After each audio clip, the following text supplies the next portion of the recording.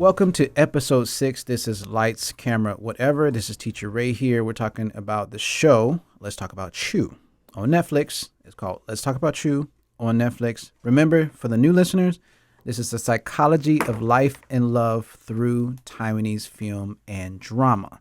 That's right, Taiwanese film. So we're going to be promoting this film and drama to the world through this show. Episode 6, question 1. Would you get angry at your partner for trying tantra if you never make love to them? So this goes back to the other one, right? Would you get angry? No, I will not. I think this situation will not happen to me. I'm not going to be like cocky or showing off, but no, if I have a partner, I'm a love shower. I show love. So for me, would you get angry? For this situation is for everybody to answer, but for me, this situation wouldn't happen because I will openly communicate. I will do it. I love to communicate. I love to get to the point and ask questions. And this is who I am. But if you, in your situation, would you be angry because you didn't give them love? Right? So this is a situation that I have to ask you guys, right? To remind you guys, give your partner love. I'm asking these questions not to question yourself. These questions, guys, are to stimulate you, to remind you that love is there and it can die and it can grow. It could go both ways. It can go either way. It can go out the door or it can go in the door. Or it can lock the door, right? That means eternal love. Now, would you get angry at your partner for trying tantra? You definitely should not, because they are missing something and you didn't give them. You are more focused on your phone. You're always fubbing. Fubbing means you're like having a conversation with someone and you're just on the phone, which I see all the time. I'm really sad about this. I go to the cafe, I see all the time. It's just, and guys, and I'm not judging people for on the phone. I'm judging if 90% of your time at that date is on the phone. That phone fubbing should be down to like a 5%. And if it's not, that means the other 95%. And why I'm able to carry the conversation, guys, I do have an MBA. I am not a genius, but I do have a PhD in conversation. I have to tell you that. Why? Is because I have YouTube, and in addition to watching this Lights, Camera, Whatever, I research a lot of stuff online and through YouTube, right? And I'm not talking about political propaganda things. I'm talking about like history, information, arts, science, love, everything. That's what my YouTube is on. If you check my history, but you won't check my history because I won't give you my password. My assistant is laughing. If you had a chance in one golden age in the future to have my password, the history would be just basically learning things, right? Learn things so you have more room to share things. That's what I mean. Learn things to share things. That's all I'm saying, right? So don't get angry at your partner if you're not making love to them and they go to try tantra. Don't get angry. Question 2. If you caught... Let me think. Do I have any memory of this? If you caught your friend's parents having too much fun, would you tell your friend or suddenly become blind? Guys, I'm a guy who, I have all these alphabets. This is another word. I'm the guy who's about the T word. The T word is timing. If my friend's life at that time is not that great and they're having so much stress, I would wait until it's the right timing. But eventually, if it's like my best friend, I would say, hey, bro, like your mom was like at the nightclub last night. Like she actually cheers with me. I don't know who that other guy was, but he was really handsome and she was really happy. Sorry, friend. That's all I know. Conversation closed. I would have to tell my friend. If I saw. Remember, these are points from the show, so you won't know who happened in the show, what happened in the show. That's why a Lights, Camera, Whatever is good. We don't give any names. But if it was my friend, this is Teacher Ray talking, guys. You do whatever you want. But if it was me, I would tell my friend. I would have to say, hey, your parent, your mom or dad is having a little bit too much fun. Maybe you need to because I need to prepare them for that. So when they get to the family dinner, and that conversation comes out and they go home to their mom or dad yelling at each other, they're not shocked, right? Because that's what happened. Guys, I am constantly reminding you guys to maintain and keep the love. So when you get to this point, older with your partner, you don't need to discuss these things. That's all I'm saying. You don't need to discuss these things. because it's a natural, genuine love there. That's all I'm saying. That's all I'm saying. So if you caught your friend's parents having too much fun, would you tell them? I would tell them. And remember, these questions are to remind you to keep the love strong. Get off these phones, guys. You gotta trust me. They're killing relationships. When you're going out, eye contact, look at them, show them love. Like, it's so easy to say like 4 words. My math is bad. You are beautiful today. Oh, I got that right. You are. That's 2 fingers. I opened up 3 fingers. You are beautiful today. This is for the guys. Now for the girls, say, hey. Hey is not a word. Okay, that doesn't count on the finger. Hey, you are handsome today. Both ways is 4 words. That's it. That's all. 就这样. That's Chinese. That means that's it, right? So, next one. Should women's needs be openly discussed like man needs? I couldn't wait to talk about this one. Because I have 2 older sisters, right? So like I grew up in a family full of women. I got a lot of women in my family. And growing up hearing their conversations with their friends and hearing them talking, I always hear about the woman's needs. And then when you get older and then you start to hear about the man's needs because you start hanging out with your boys, right? But then when you get older in life, everything is about the man. I think that's unfair. I really support the woman. If there was like a woman parade, I would be out there with the women, be like trying to say, hey, women should have rights. Women should have this. I would be supporting the women. Women's needs have to be discussed. And guys, let me clearly say why I say openly discussed. It's because women should be able to discuss what they want without feeling bad. Because men always say, oh, I want this type of thing. I want this type of like love. I want this type of woman. But if a woman says it, they say, oh, you're so open. Guys, this world is screwed. This is a screwed up world. How come men can go out there and say these things, but women cannot? Right? That's what I mean. That's why I say openly discuss. Women's needs. We should be able to say, a woman should say, I want this. And a man should not be like, I can't do that. Because it's not right. If a man says this and they expect the woman to do it, but then they judge the woman for not being able to perform. But a woman should say, hey, I want this. I hope it's like this. And, and that's when it comes to the level of maturity. That's why I like dating older women, right? I don't need to deal with like these, games of shyness. A woman can tell me what she wants and I will do my best. And a man should be able to discuss with you and you should do your best. Now, I'm not telling you to go out there and, date older women. I just like more mature women. I don't like to play games, right? That's just me personally. So I like when people are honest with me and people are straightforward, and that comes with maturity. So should women's needs be openly discussed like men's needs? Absolutely yes. That's what Teacher Ray says. Next one. What happens when sex with your running mate starts to feel like you're making love? Now, let me reiterate, I do not have a running mate, but this is a neutral question.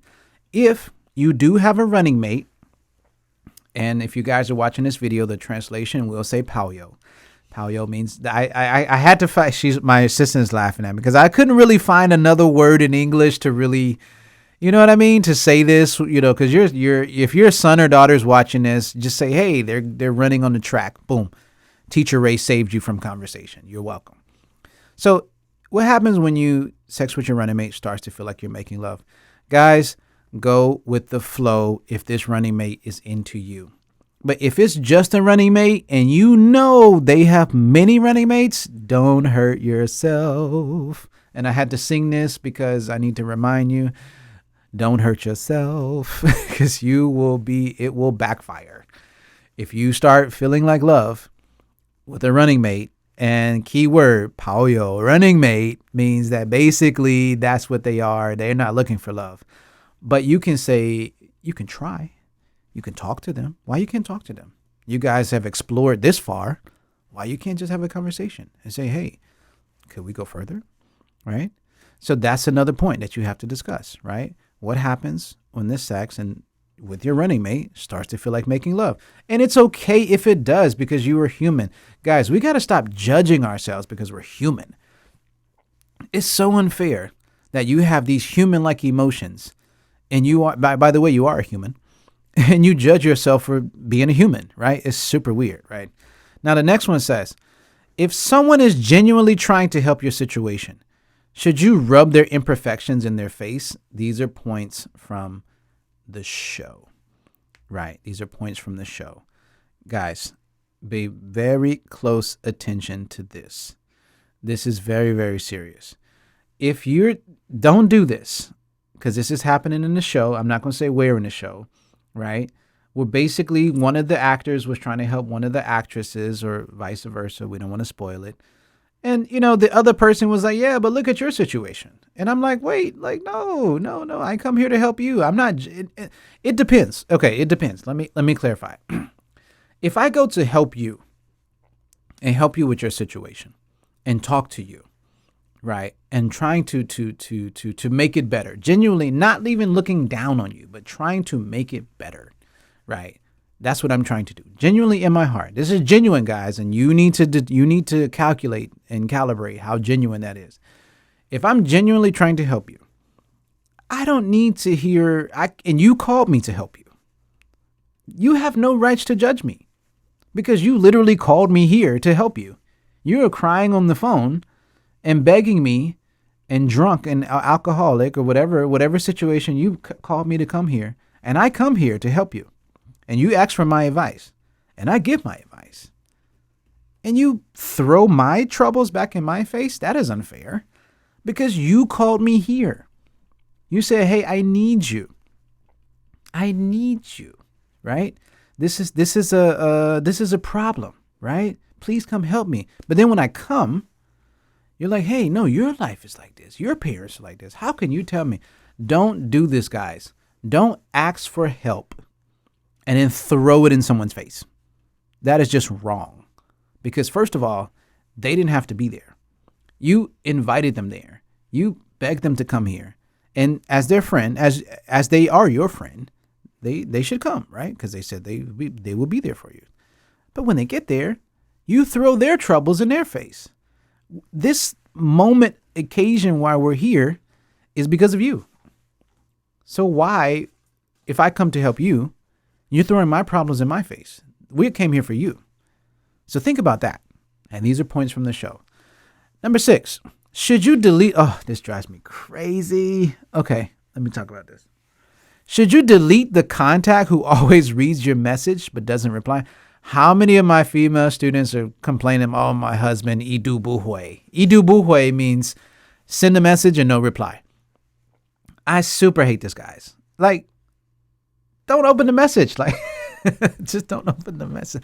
Okay, let me not be childish. Some people are busy. Some people are busy, but I hate it. I just hate it. Like when you send a message and they read it and you're like, my God, Jesus Christ. Like they don't like me. They don't want me. They don't love me. Okay, but if it's work, whatever. It's to work with. If it's for a student, if I'm contacting you, I'm not contacting you to bother you. I just need to know your schedule. That's all. I'm not contacting you to ask you what did you eat for dinner. So for me, like I would say some people, yeah. If I've contacted you multiple times, okay, let's play baseball here, guys. If you send 3 messages and they don't reply, 3 times and they don't reply each time, just delete them.